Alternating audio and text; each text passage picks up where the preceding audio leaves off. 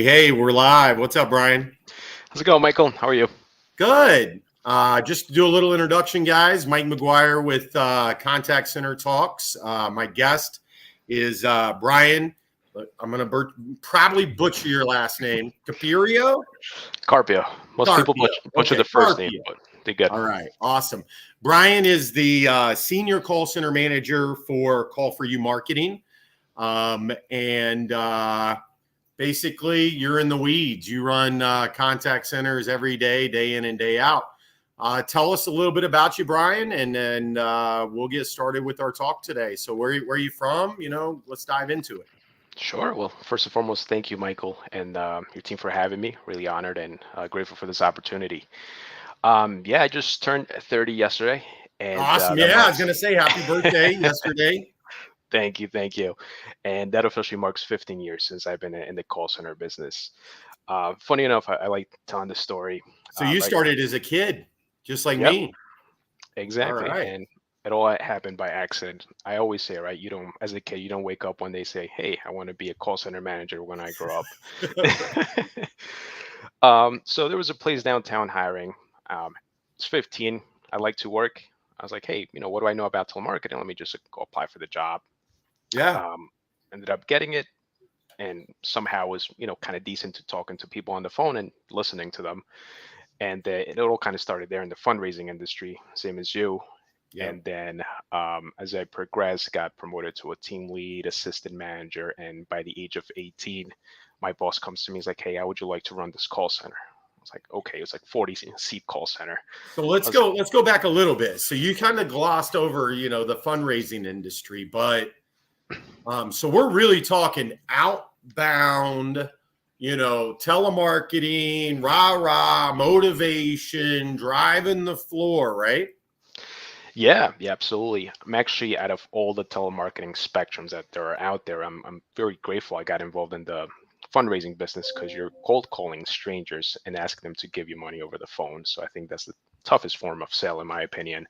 But it's a culture within, right? You're on the floor pumping up your team. You have to be a cheerleader for them, because after an hour of getting hung up on, getting cursed at, you got to be able to motivate your team, get them up to speed. So it's pretty much doing that, motivating the team, coaching, developing, scripting. Big motivation, definitely a big part of what we did back then. 18, running a call center, pretty successful. Then went to another venture within the call center industry. Was there for 5 years, built up a call center from 10 people to 40 people. We had team overseas as well. And then for the past 5 years, I've been in the healthcare space, running from fundraising to healthcare. So kind of let's talk about that. Yeah, absolutely. So I'm always a big believer of, right, doing what you do for a purpose, and kind of my purpose is helping out people, where it was nonprofit organizations, but now moving into the healthcare space. We work with in the hearing healthcare space, where we're able to help patients schedule their hearing appointments, improving their quality of life through hearing appointments. So that was kind of the big reason why I made the switch over to healthcare, to serve with a purpose. And I was able to apply some of the lessons that I learned at call center doing fundraising, and just make it a softer approach for outbound for patients, to get them in for their hearing scheduling, and also providing answering support for all of audiologists all over the country. So going from like a fundraising, I would consider it more of a sale, right? Like you're selling somebody, or in the fundraising space, it's even tougher because you don't have really a tangible object. You're selling more of a picture. You're painting a picture for somebody of where their money is going to be able to help out, so on and so forth. So you go from that to now something that's tangible, right? Somebody's got to go into the hearing place. They got to get screened. obviously the idea is to give them a better quality of life. Did your coaching and developing of agents changed, or your approach to the type of mentorship that you did? Yes and no. Okay. Definitely the style. We look at fundraising, right? It's more like, come on, we got to hit our goal, got to push hard for that rebuttal. Versus on the hearing or healthcare space, it's more of customer focus where you have to kind of listen to them, show a little bit more empathy.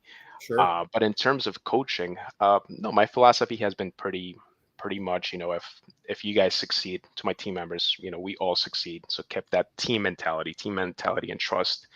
It's huge. I think one of my strengths, just building teams based on those two pillars. So Hmm. that didn't really change.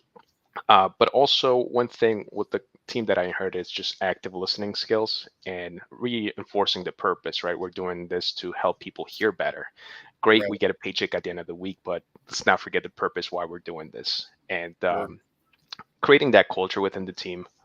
This is pre-COVID. Building that and making my team aware that they're improving someone's life. That definitely helped with generating appointments. It wasn't just numbers on the board. It was actually, okay, we're doing something really good at the end of the day.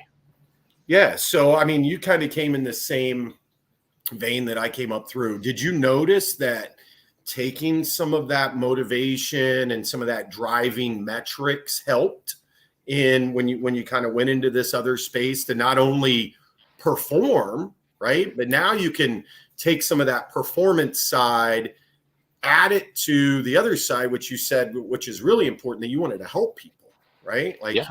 in the fundraising space, you're helping people, you're generating money for causes that's going to do great things. Same thing, here you're helping people. So there's probably that fine line, right? That you say, okay, hey, we need these appointments, but we also need to, this is a customer, right? This isn't this is somebody that, is representing some type of brand, right? Yep. And that fine line between rah rah, but then you also have to have that customer service side. Yeah. Yeah. No, absolutely. And just that's part of it. Kind of, it took me a few weeks or a month to adjust to that. Just being able to convey that to my team members, and also Sure. a few things, right? Rebuttals. My team, when I joined the healthcare side of things, they weren't used to the rebuttals, and I told them, for every appointment we're going to get, it's going to 90% of them are going to be rebuttals based and pretty soft rebuttals. So you So took that same mentality, right? You took that, hey, no call doesn't go without getting a rebuttal. And a rebuttal, for other people that may be listening, if you're not familiar with the outbound space, rebuttal is basically some form of comeback, right? It's going to be mhm. basically somebody's going to, give you a refusal or a reason why they can't, or so on and so forth. And then you have a timely comeback that's going to try to convince them otherwise of what they're telling you they can't do. So you said, okay, hey guys, these rebuttals are going to help. Did you see an instant increase once you got everybody using rebuttals versus not? Yeah, absolutely. Rebuttals definitely helped, but I think one of my favorite training tools is role playing. Something my team wasn't used to doing, Yeah, and that comes from my fundraising days doing role sure. playing 20, 15 minutes. I'd be the most difficult patient, and I always say, right, that's why every team scrimmages before the season, so we get a lot of practice in before we go into a live case scenario.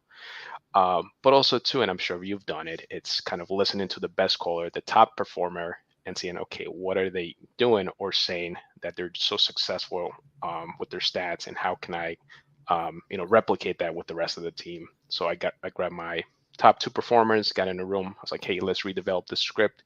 Let's use best practices, and always fine tuning a script, because as you may know, right, after a script, it's not going to be really good for X amount of years. Maybe good for 2 months, maybe good for 2 weeks, but you always have to kind of, in the back of your mind, once this stuff's working, what's the next step? How can I optimize my script, optimize my rebuttals, and optimize overall your So one thing we technology? used to do is have a coaching process. Is that similar to where you had Mhm. so if I was going to train a manager, I would have these steps. Literally, it was 12-step process that we would train new coaches and managers, right?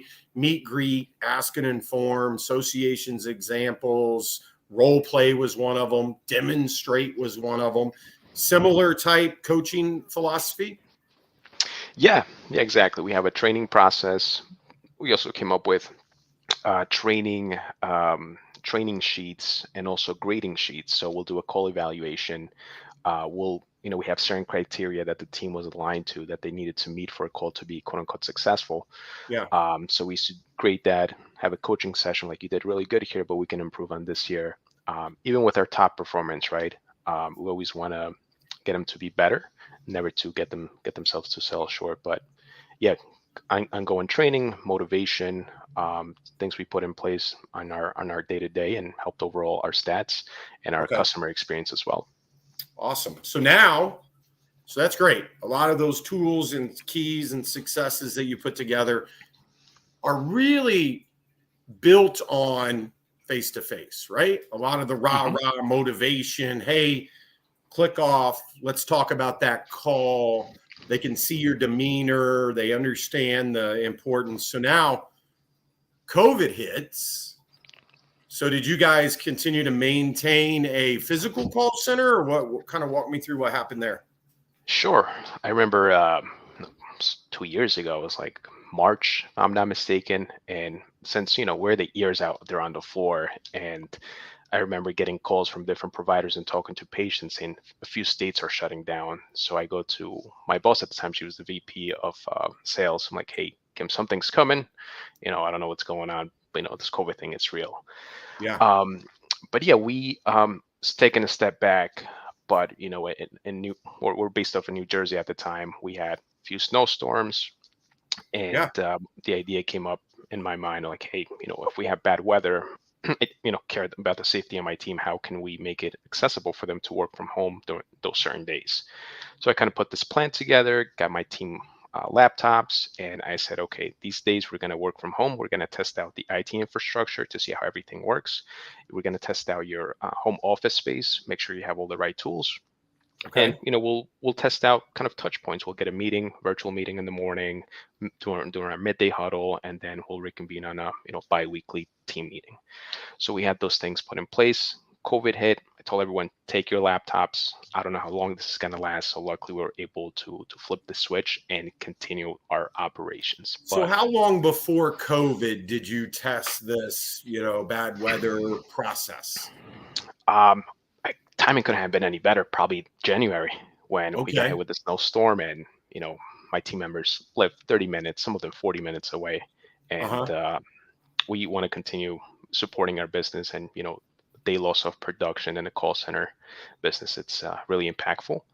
But yeah, we're looking 2 months before the pandemic started. And so were they working at home during the time, or this was just in case if something happens? After we did the 3-day test run, we went back to the office, and that was kind of our, in case of emergency, this is what we're doing. Sure. But once the pandemic hit, then we've been working from home since then. Wow. So that's amazing. Without knowing COVID, you're able to do a dry run, right? So you're like, hey, in your case, it was bad weather or whatever it is. You were able to test out the processes. Now, there's a difference between testing and making sure that it can happen, right? Like meaning you can get calls, you can work within the technology piece, to now this is the new way of life. What changed? What coaching developed? What changed in your world after COVID? Sure. Even when we set up the kind of test run to make sure everything was working fine, we never anticipated this is going to be our day-to-day going on forward. Right. And if we look at the at the call center, right, environment, it's quote unquote being on the pit. It's going to be loud. You're going to get your team motivated. You have the board right there. All right, great. We X amount of appointments. Let's get a raffle going on, pumping everyone up. And they're feeding on that energy, right? Exactly. So one of the challenges was, how can we move that type of energy and quote unquote culture and do it remotely, right? It's not easy compared to other jobs. So we definitely let technology help us in creating a lot of touch points, excuse me, within our team. So each Uh-huh. morning, 8:30 in the morning, I used to do it every other day with cameras, other days without a camera. Used to get the team motivated. And I remember some of my team members used to say, hey, you're too happy in the morning, because I used to try to like, all right, guys, let's get it going. Today's going to be a good day. Yeah. So doing more frequent touch points with the team as a whole, doing our morning huddle, afternoon huddle to see how our stats were, but also how do we have that live communication, real time communication, right? Instead of being on the floor, I created these group chats through Microsoft Teams, different Okay. rooms, use the emojis, the GIFs, get a chuckle out of them and be able to get that as well. So I Um, assume that you were pretty technology savvy, right? So you knew technology. You were just basically trying to replicate, hey, how can I utilize technology to get the outcome, right? To try to reproduce the same energy, the same culture, the same coaching and developing that you would in a physical center, but now you're doing it remote. Was yeah, it seamless? Was there any loss of production, or did it seem like it came across, kind of from the start, or was it something you got better at? it was a bit of a learning curve. Okay. I'm glad that you mentioned that. The IT components. Luckily, I've been fortunate enough to, yeah, and I'm sure anyone that's been in the call center industry, I think we should all get an IT degree by the time you've been doing this for 5 years, right? That Right. you have something that's going not working out, and it's much quicker if you try to figure out, depending on what IT support team you have, and to reach out to them. Yeah. But luckily, I was good enough to get our operations going, but my team was not used to not having the IT right on the floor. So it was a bit of a learning curve the first few weeks. I'm like, okay, try resetting this. Sometimes it used to be a home internet issue. How do we address these issues? But yeah, we let technology do a lot of our work. And certainly there was a curve for everyone during the first 2 weeks. Yeah. But it's a Because wonderful. you're taking agents that only know how to like walk in, sit down, and utilize what you guys trained them on. I used to Yeah. have an agent in the new hire training class would literally get its mouse and Hmm. try to put it on the screen. Yeah. And so zero technology, and now you're sending all these people home. So I'm sure that learning curve that you had to be able to not only be a hotline resource to say, hey, no, no, no, no, do this, reset this, log that Screen back on. shares. Exact screen shares. Yeah. So that took a big chunk of your time. Yeah, yeah, no, absolutely did. And as we look, right, what post-COVID job requirements look like, especially in a remote world, Yeah. computer literacy is definitely a must, right? Yeah. Because It's that a will, guarantee. You have to have that at this point. yeah. I'm a big believer too, right, of developing our team. So aside from your day-to-day coaching, rebuttals, scripting, my question was like, okay, my team, they're not 100% there. How can I get them there? So we had some learning center courses that I can assign to my team. Outlook, basic computer terminology. Yeah. So the more skills they have in their pocket, the more value they're going to be within our team. They're going to be able to work more independently. So Sure. it's also an opportunity. It gives us all the opportunity to develop their computer skills, which they can utilize going forward. But if we look as to what the remote workplace looks down the line, it's definitely basic computer knowledge is a must. So how does that do to recruiting? So I mean, before you're in a training, you have a call center. We were joking earlier that one of the big slogans was apply today, start tomorrow, right? Get Yeah, paid in 2 days, right? We used to be paid weekly because that was kind of the thing. So now you're cutting out obviously a group of people. Does people adapt though? Now maybe people 6 months, a year ago, they realize that they have to learn these computer skills. They have to get up to speed if they're going to stay in the same line of business that they were in. yeah, yeah, absolutely. I think that's a given, even without me mentioning, right? You ask someone, hey, can you press on the start button and drag this file? They're Yeah. not going to feel as confident. So that kind of pushes them to learn. Like, okay, let's see what this guy's talking about. So they think I can do the job. But yeah, in recruiting, that's definitely something that we put in place. That computer knowledge has to be very basic, and we Yeah. test out that during the interview, because anyone can say, look, yeah, I'm a pro at Excel, but when it comes to it, they don't really know much. But I'm yeah, it not a has pro changed. at Excel, but yeah, I know what you say. It's funny because sometimes in the job descriptions, they're like, are you proficient at Word, Excel, so on and so forth? Not a lot of people are going to be like, no, yeah, Yeah. no, so it's interesting that you're actually testing them in the interview process to save you headaches later, right? Yeah, absolutely. And I'm a big believer of doing these assessments, especially if you take a candidate, through kind of the second interview or third interview before you make that offer. Uh-huh. Let's see how your skills are. Even I remember back in the day, we used to have during their interview read us a script, right? Role play a script to Yeah, see how you same would thing. sound. So it's the same thing, just applied to the IT component. How knowledgeable they are or they aren't. But yeah, recruiting remotely too, and this is something, not to get a little bit off topic, No, go but ahead. I was pushing to, because even pre-COVID, right? It's always challenging to find call center talent. Yeah, I remember some of our offices, we used to place them right next to a train station to eliminate the transportation factor of things. yeah, But it was something I was pushing for to get remotely, because you get individuals from different time zones, different talent pools, just to help overall your business grow. And corporate was very against. It's like, no, we want everyone in house, which I understood. But right. COVID hit, and then we had no other option to look for our talent elsewhere. Kind of So it worked out. opened up obviously much more resources. So I'm guessing that's kind of the offset, right? Now you got to find people with more, computer talent, more, home based type, business oriented. But you get to look outside. You said you were in New Jersey or wherever. You get to look outside that footprint to the rest of the U.S. Yeah, yeah, no, absolutely, and definitely helps being able to go into those talent pools, be able to recruit and remotely, right? Coming up with a training procedure to do it remotely. The first day or two are just IT. Don't worry about even getting on the phones. Let's set you up your IT. Then we'll worry about you getting comfortable on the phones, working our systems, and so on. But definitely a learning curve there as well. But I think Yeah. we're to the point where it's pretty So I straightforward was now. on with the guest, Rob Baer, I think he's the president of Anomaly, and he was talking about, coming up with a lot more, self-serve modules with training, right? I think you kind of mentioned it before of adding resources like, an Excel class or, Mhm.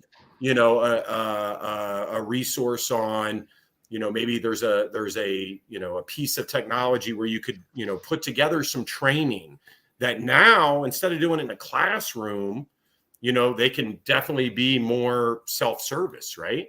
And so that gives them the opportunity to continue to learn, which is valuable, but it also allows you to have a better, employee, right?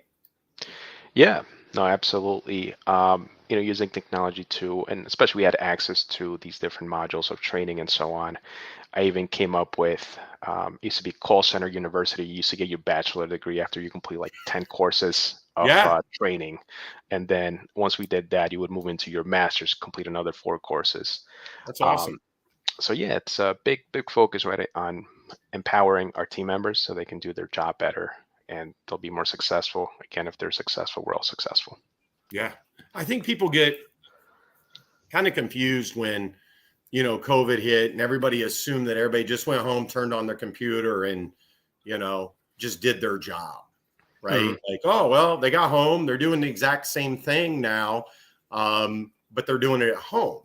And if you've never really ran a call center and you don't understand all the pieces that go into a manager like you, right? Somebody that's not only managing people, but you're also managing processes. You're hiring people, you're training people, you're literally firefighting all day long. Issues, stuff comes up, agents have problems. You got to worry about staffing your campaign with enough people, so on and so forth. So a lot of that used to be done in a physical center, which I'm assuming time management still important, so on and so forth. But now you got to kind of trust and really probably put in more development and more front end pieces now of, like you said, when you're hiring somebody than, before, because you kind of see, you can trust it, so on and so forth. So where do you feel like you spend most of your time today? Like if you're working with your agents and you're working with your team versus what you used to do in the call center, is there more time spent in a certain area than there used to be? Sure, sure. I mean, a big focus I think, a focus that has grown more in the remote world for me is it's just constantly looking at stats, right? How many dials did this agent make this specific hour? Yeah. And I hate the word micromanaging, but sometimes it feels like that's what it comes down to, working remotely.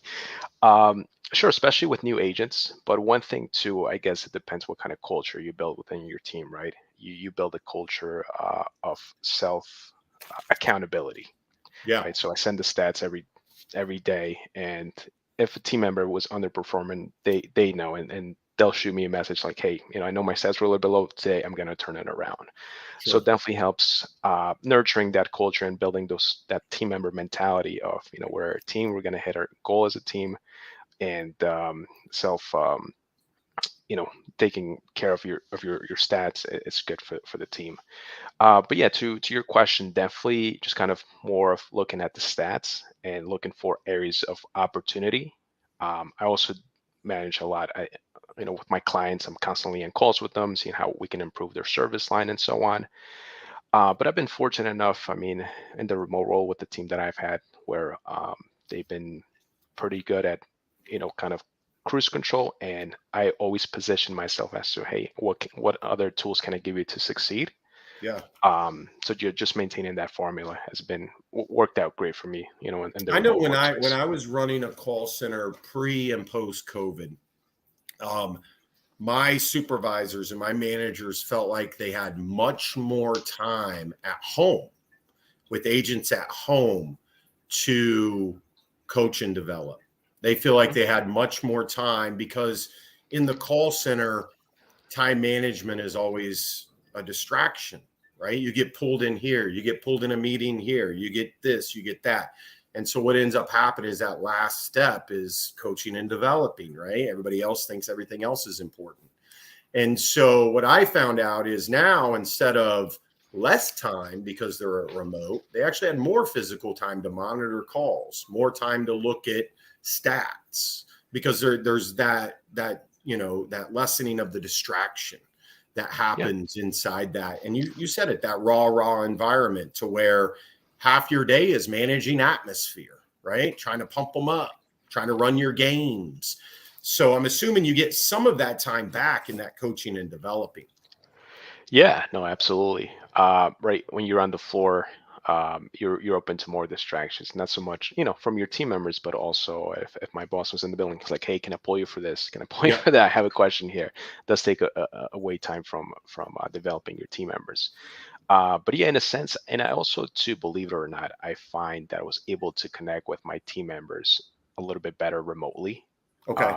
just because I'm able to have a one-on-one with them every Less week, group if not bi-week. meetings, more individual meetings. Okay. Yeah, absolutely. Sometimes too, and everyone's working from home, so you hear their little one, or you hear their pet, and like, hey, oh, okay, hope everything's going well there. So you get to know them a little bit more at a personal level to help build that trust. So now, But yeah. and one of the questions we had was talking about gig CX in the marketplace, meaning workers now that are in the marketplace that are almost freelancers, right? Yeah. So they're almost in a position to where they'll take this position, they'll take that job, they'll take this, so on and so forth. What's your feeling on that? Do you feel like that's going to be somewhere an opportunity that call centers can start tapping into, is these group of agents that are already, we have a home office, we have our own schedule, we're already call center.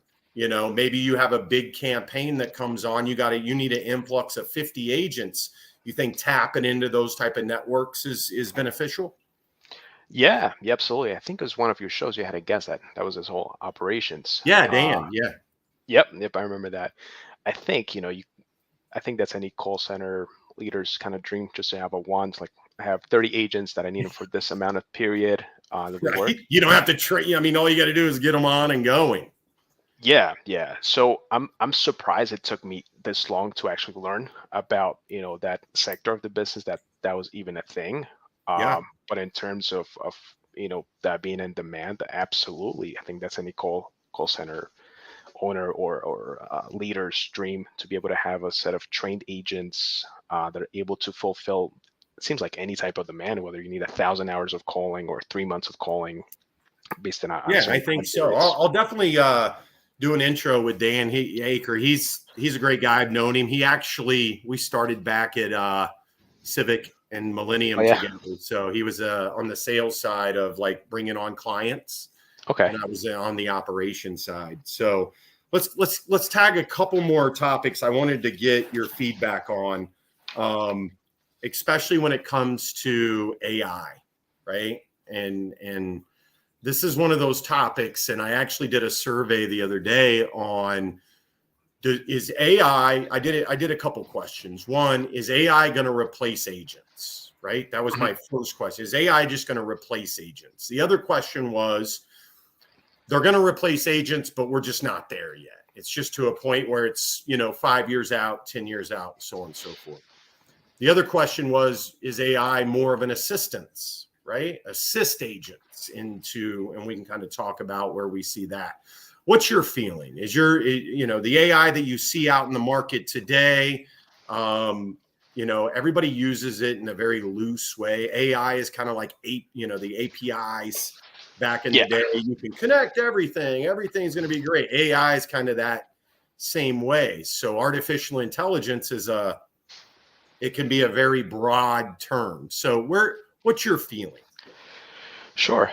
Definitely, I think AI it's going to continue to grow among our space, just like any part of technology. And Yep. I think the other question is, right, is AI going to be replacing agents Yeah. sometime down the line? For that, I'll say no. You Okay. cannot, you know, create or program empathy. You cannot create or program listening skills from a live individual. If we look at from a customer standpoint, and from what I hear on the phones all the time, it's people are just looking to call someone, get a live person that will be able to answer their questions, show some empathy, and be able to kind of listen to them overall, helping to improve that customer experience, that human touch, right, that a lot of people seek. Yeah. But on the flip side, right, you got AI that can empower your agents and help your live agents do their job better, more efficiently, Sure. instead of having 30 calls and 20 of them being to make a payment. The agent will only take 10 calls, and those 20 calls you can have an AI system that they can just plug in the numbers and taken care of. So it can definitely help your volume of calls and empower your agents to be more productive. So in a But with way, that said, it can help because obviously your wait time should decrease, right? Any calls that are exactly. in queue should decrease because you're going to have people that can do more self-service. I'm kind of in the agreements with you to where I see AI in the real time now is two areas. AI as in agent assist, like a Balto, where they are able to give agents like real time information to say live, right? So we kind of touched on it earlier when you said trying to make all your agents similar to the great agents, right? Yep. So how do you do that? We used to do it with coaching process, right? We would teach the techniques and some AI now can just say, hey, this is what a great agent's saying based on that question that was just asked. You should ask that. You should say the same thing. So that piece of AI, almost like an automated rebuttal system that is continuing to learn and think, I think that stuff's cool. You know what I mean? Like, Oh yeah. as somebody that ran those type of call centers, if I can take what my best reps are saying without recreating scripts and all that stuff, and I can just have it and whenever somebody asks that question, they can just say what the other people are saying. That's super powerful to me. Oh, 100%, 100%. And when we talk about efficiencies, right? For you to do what that AI component's doing, you have to listen to X amount of phone calls, put some scripts together, test out the scripts yourself. But you already have that data right there in front of you. So by all means, I think AI is going to continue to empower call center leaders and also call center agents to be more efficient at what we do, with Yeah. the end goal of being more productive, whether you're in sales or also providing better customer service as well. So you've kind of lived in where I consider, not just outbound, but a performance vertical, right? Yep. You're not really super customer serve, meaning you're just, CX, trying to give somebody a really great experience, but there's no performance tied to it. You're just trying to make sure it's good or do it in a timely manner. So what do you think right now in the outbound or that space? What is the biggest hindrance right now? What are driving people crazy, driving yourself nuts? Contact rate, right? I think that's a Contact big rate. topic. So what Yeah, does that mean? So is contact, you mean contacts are dropping? just being able to get the end user to pick up the phone. As I said, I've been doing this for 15 years. That's been the constant battle, right, since day Yeah, one. And I always say, as a contact leader, if there's a day that's going by and you're not thinking of tomorrow's problems and not coming up with a game plan as how to solve tomorrow's problems, you're not doing something right. But yeah, the biggest challenge, especially, you always got to be up to date with certain regulations, different carriers. Always got to be doing our homework. And the question is, how do you get more people to pick up the phone? That's where we partner with different solutions like yourselves to yep, help us increase our answer rate. Um, you know, Always being on alert if your phone number gets tagged as spam, and constantly tracking to what is your answer rate. If it dropped 2 to 3 points between yesterday and say what caused that, always asking the why. yeah, But yeah, I think that's one thing that it's not going to go away anytime soon. sure. And we'll see what regulations come up that will make that tougher or easier based on what we're Do you doing. think some of the answer is being able to utilize other channels to communicate? Yeah.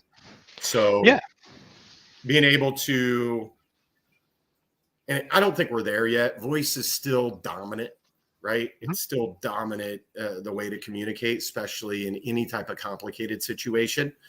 But eventually, there should be an uptick in the way people communicate via text, the way people communicate via, well, we already do email, the way they do chat, web chat. We just go on a website, talk to somebody, the way they do some of our messaging platforms like WhatsApp, Facebook, Telegram. So, kind of where I see it, just because I have grown children and I have young children, is my kids don't call me. They don't talk to me on the phone. They Don't either knock the send me door a anymore. Snapchat. Yeah, they send me a Snapchat. They rarely even text anymore. It's like a Facebook message or something like that. So, and we're not there at all. And I completely agree that the biggest challenge in the voice area is getting people to pick up the phone and or having to deal with regulation in the space to, call labeling and blocking, stir shake, and so on and so forth, just to load a list and try to get a hold of as many people as you can. And it's a lot harder today than it was, years ago. Yeah. So what's your feeling on other channels? You think that's going to be an area that, can turn into a performance area where you can get enough volume to be able to talk to people? We're in the healthcare, here in healthcare space, I should say. We're already kind of seeing a little glimpse of that. That's Okay. why it definitely helps having an omni-channel solution, right? Yep. Just to have those doors open when that comes into full fruition. But some things that we're seeing in my field currently, it's sure we call patients to schedule an appointment, but now we're sending emails with some of my clients to their patients for them to schedule their appointment. We're also pushing our clients to have an online scheduler on their website, because some patients will say, I'll just go online and schedule my appointment versus talking to someone on the phone. That's personally Sure. what I like to do, but different generation again. Um, but yeah, I believe it's gonna continue to grow, even with um, the client base that we primarily work with. It's 60 plus. Yeah. More and more of them are getting email addresses. They're more asking actually, hey, can you just email me all the paperwork? Can you just email me my appointment reminder? Can you text it to me? So we definitely see that growing. I think it's going to continue Yeah. to grow. Okay. But at the same token, yeah, phone call, it's always going to be very, very impactful.